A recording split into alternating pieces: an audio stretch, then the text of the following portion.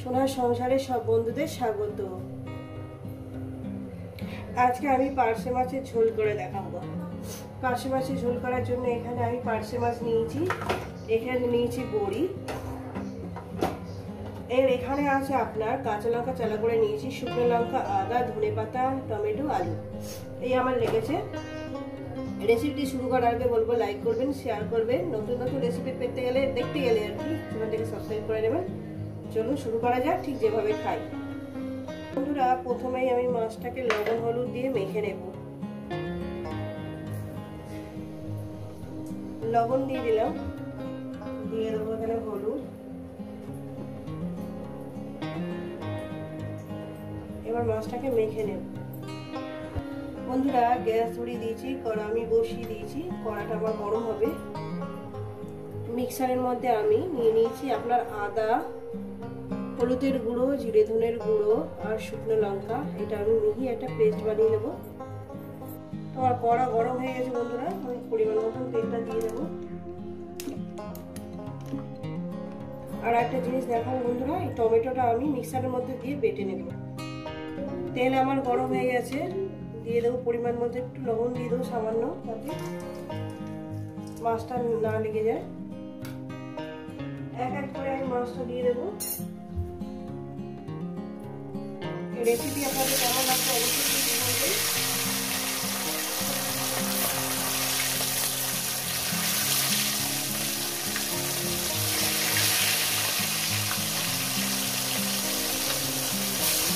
মাছটা করে দিয়ে দিলাম, 10 পিস মাছ আছে।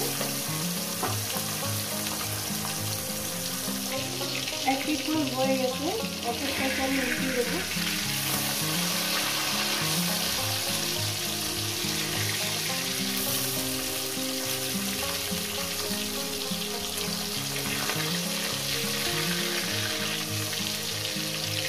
এই রেসিপি আপনাদের কেমন লাগছে অবশ্যই কিন্তু বলবেন।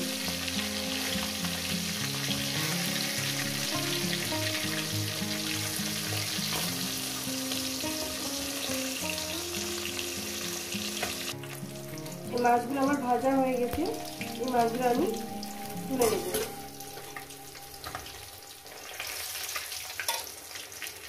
বাদ বাকি মাছগুলো আমি দিয়ে দিয়েছি বন্ধুরা, ভেজে নিয়ে ফিরছি। মাছগুলো আমার ভাজা হয়ে গেছে, মাছগুলো আমি উঠিয়ে নেব। রেসিপিটা পুরোটাই দেখবেন, আর কেমন লাগবে অবশ্যই কিন্তু বলবেন। এর মধ্যে আমি দিয়ে দেবো আলুগুলো। আলুগুলো আমি একদম ভাজার মধ্যে সিদ্ধ করে নেব। তেলের মধ্যে লবণ আছে, মাছের হলুদও আছে, আর কিছু দিতে লাগবে না। আলুগুলো আমি ভাজার মধ্যে সিদ্ধ করে নেব। আলুগুলো আমার ভাজা হয়ে গেছে, আলুগুলো আমি তুলে নেব। এরপরে এই তেলের মধ্যে দিয়ে দেবো বড়ি।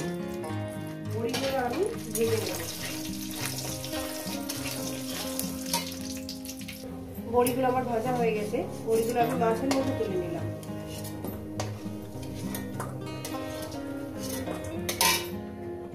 দিয়ে দেবো একটু জিরে ফোড়ন, কয়েক সেকেন্ড একটু ভেজে নেব।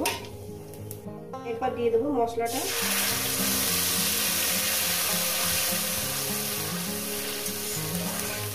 মশলাপাতি ধোয়া জলটাও আমি সামান্য পরিমাণে দিয়ে দেবো। মশলাপাতি ধোয়া জলটা আমি দিয়ে দিলাম। দিয়ে দেবো এখানে কাঁচা লঙ্কা আর ধনে পাতাটা, যাতে ফ্লেভারটা সব জায়গায় ছড়িয়ে পড়ে। বন্ধুরা, দিয়ে দিলাম। এর মধ্যে কি করবো, ভাজা আলুগুলোও দিয়ে দেবো। দিয়ে মশলার সঙ্গে মিনিমাম 2 মিনিট কষিয়ে দেবো। দেখেন বন্ধুরা, আমি কিভাবে রান্নাটা করছি, এইভাবে রান্না করে খেয়ে দেখবেন, ভীষণই ভালো লাগবে। এই কষার মধ্যে দিয়ে দেবো পরিমাণ মতন লবণ। তেলের মধ্যে লবণ ছিল, এটাকে আমি 2 মিনিট কষিয়ে নেব। কষিয়ে নিয়েছি, 2 মিনিট হয়ে গেছে। এবার দিয়ে দেবো আমি একদম ফুটন্ত জল দিয়ে দিলাম। ঝোলটাকে আমি 2 মিনিট ফুটিয়ে নেব। তারপর এর মধ্যে মাছ আর বড়িটা দিয়ে দেবো। 2 মিনিট ফোটাবো। 2 মিনিট ঝোলটাকে ফুটিয়ে নিয়েছি। এরপর এক এক করে আমি বড়িগুলো, দেখেন বন্ধুরা, বড়িগুলো আমি দিয়ে দিয়েছি। এবার মাছগুলো এক এক করে আমি সাজিয়ে দিচ্ছি।